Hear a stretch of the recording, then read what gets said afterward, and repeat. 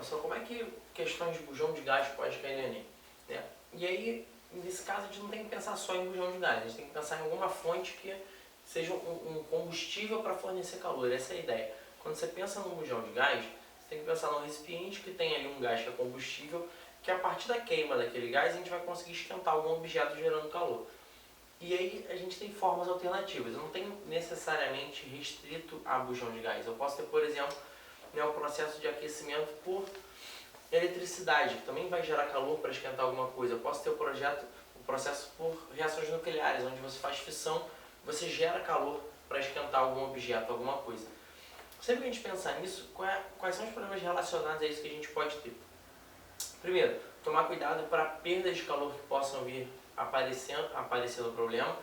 E segundo, a gente tem que sempre ficar atento que, quando a gente vai pensar nessa transformação de calor ao longo de um objeto para o outro, dependendo do que estiver sendo aquecido, a gente pode tratar a questão por calorimetria ou por gases.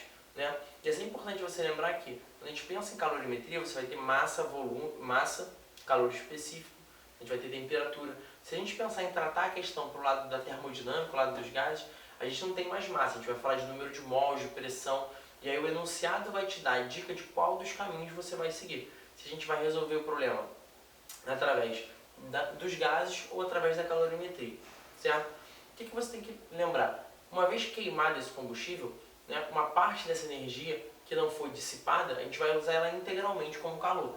E quando você usa isso como calor, você consegue aumentar a temperatura, fazer uma mudança de estado físico, e aí depende do que o problema vai falar, certo? Vamos ver um exemplo de como é que pode aparecer isso pra gente.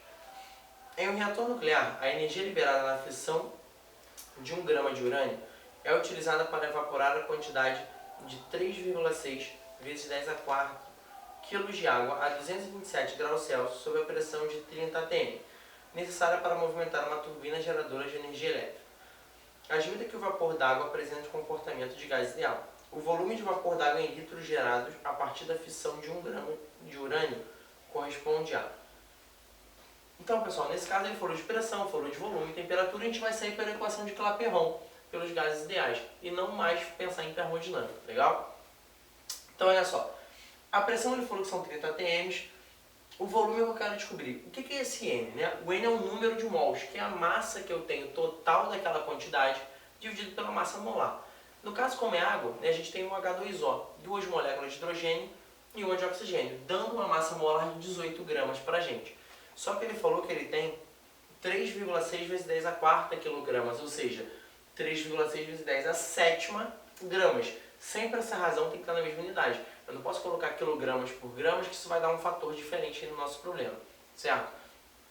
Constante dos gases é o nosso 0,082 e a temperatura sempre em Kelvin. Essa é a grande jogada. A gente não pode dar mole de pegar a temperatura em Celsius e encaixar no problema.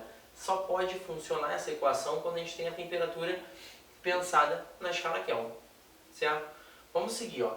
Esse volume vai ser 8,2 vezes 10 a sétima divididos por 30, que vai dar 2,7 vezes 10 a sexta litros de água gerado, né, pela energia fornecida pela fissão desse 1 grama de urânio. E a resposta pra gente aí vai ser a letra B.